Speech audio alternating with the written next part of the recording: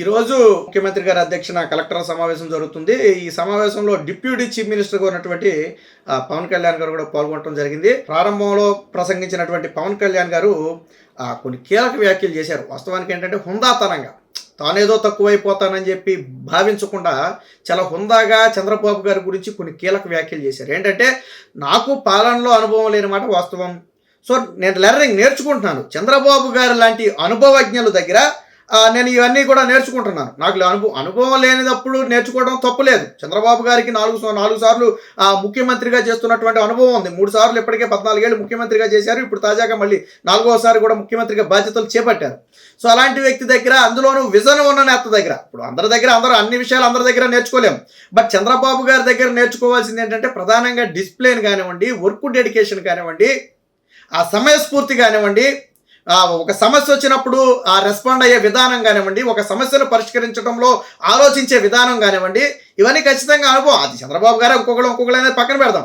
But ఈరోజు పవన్ కళ్యాణ్ గారు వాస్తవానికి ఆయనకి ఒక స్థాయి ఉంది. ఈరోజు ఒక పార్టీ అధ్యక్షులుగా ఉన్నారు, ఉప ముఖ్యమంత్రిగా ఉన్నారు, 2-3 శాఖలకు ఆయన మంత్రిగా ఉన్నారు. అయినప్పటికీ కూడా చాలా హుందాగా మాట్లాడారు. ఇదేంటంటే స్ఫూర్తిదాయకం. ఎలాంటి మాటలు అనేదంటే స్ఫూర్తిదాయకం.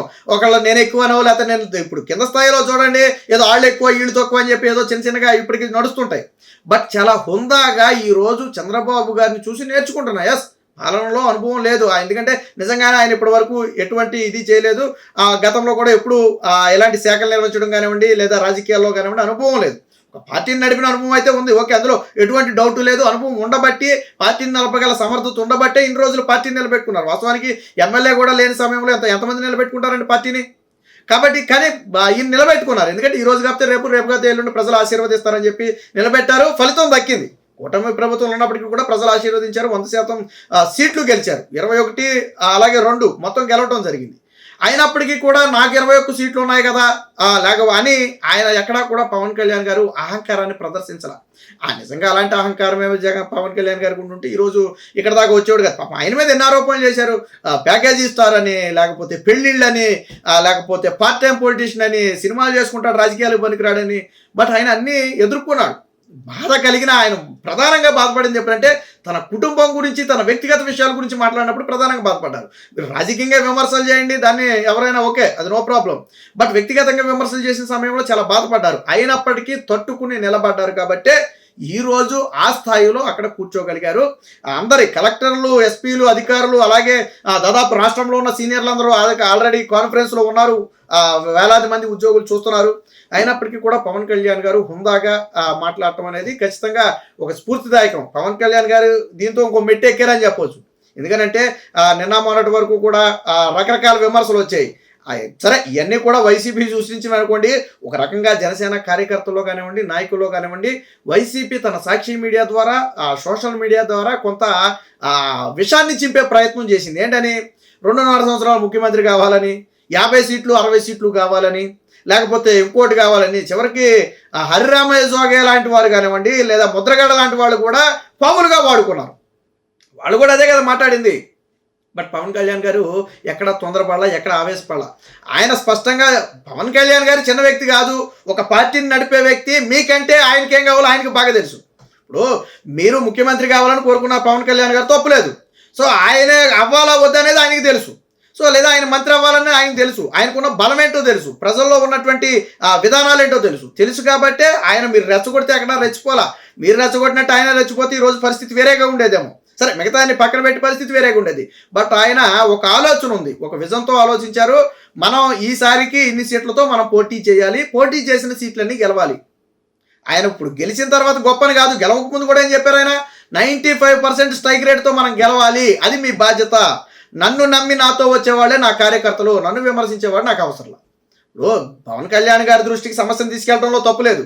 బట్ విధానపరమైన నిర్ణయాలు కూడా మీరే చెప్పేస్తాం, అయ్యా మీరు ఫాలో అవ్వాలంటే ఇంకా పవన్ కళ్యాణ్ గారు ఎందుకు? ఇప్పుడు చంద్రబాబు గారు ఉన్నారు, సమస్యను తీసుకెళ్ళడం తప్పులేదు. అంతేగాని ఏం చేయాలో కూడా నేనే చెప్తాను, ఇంకా చంద్రబాబు గారు ఎందుకు? అక్కడ ఆయనకి తెలియదా ఏం చేయాలో? రాష్ట్రంలో సమస్యను తీసుకెళ్ళడం వరకే మీ పని, తర్వాత ఏం చేయాలనేది వాళ్ళకు వదిలేయాలి. అలాగే పవన్ కళ్యాణ్ గారు కూడా కొన్ని చూసి చూడనట్టు వదిలేశారు, కొన్ని సందర్భాల్లో హెచ్చరించారు. చివరిగా నాతో నడిచేవాడే నావాడే అని చెప్పి ఆయన చాలా స్పష్టంగా చెప్పడం జరిగింది. ఈరోజు పవన్ కళ్యాణ్ గారి వ్యాఖ్యలు ఇప్పుడు సోషల్ మీడియాలో కానివ్వండి, మీడియాలో కానివ్వండి కొంచెం వైరల్గా మారాయి. ఎందుకంటే హుందాతనాన్ని ప్రదర్శించడం అంటారు దీన్నే.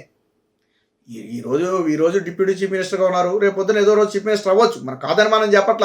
రాజకీయాల్లో ఏదైనా జరగవచ్చు.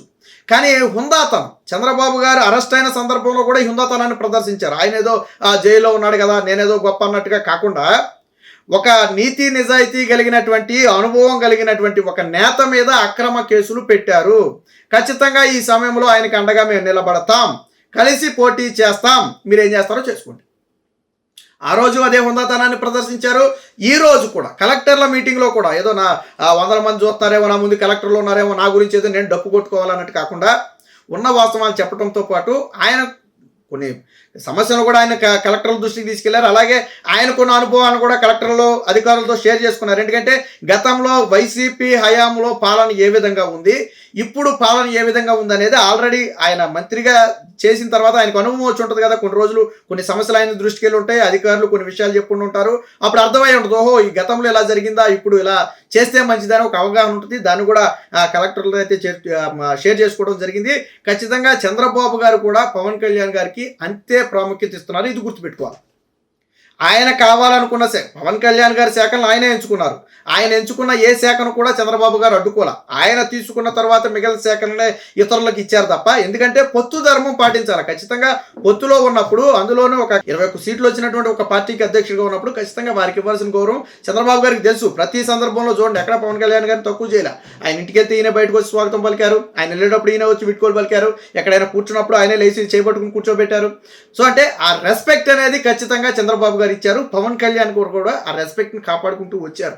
ఈ రోజు కూడా అందుకని గతంలో కూడా చెప్పారు, ఈరోజు చంద్రబాబు గారు అనుభవం ఉన్న నేత, ఆయన చూసి నేర్చుకుంటాం, ఖచ్చితంగా ఆయన అనుభవం రాష్ట్రానికి అవసరం అని చెప్పి ఆయన ప్రతిపక్షంలో ఉన్నప్పటి నుంచి చెప్పుకుంటూనే వచ్చారు. ఈ రోజు కూడా అదే విషయాన్ని చెప్పారు. సో ఈరోజు పవన్ కళ్యాణ్ గారి మాటలు అనేవి ఆయన హుందాతనాన్ని మరొకసారి బయట పెట్టాయి.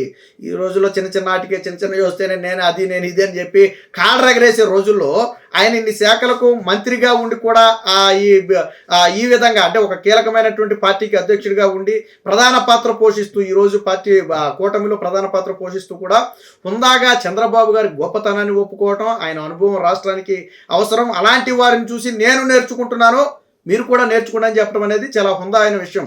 అధికారులు కూడా ఇప్పుడు నేను ఇందాకే చెప్పినట్టుగా అధికారులు చాలామంది కొత్త వాళ్ళై ఉండొచ్చు, ఎంతో అనుభవం ఉండొచ్చు, ఉండకపోవచ్చు. సో వీళ్ళంతా కూడా ఏంటి, ఇప్పుడు కీలకంగా చంద్రబాబు గారి పాలనను అర్థం చేసుకోవాలి.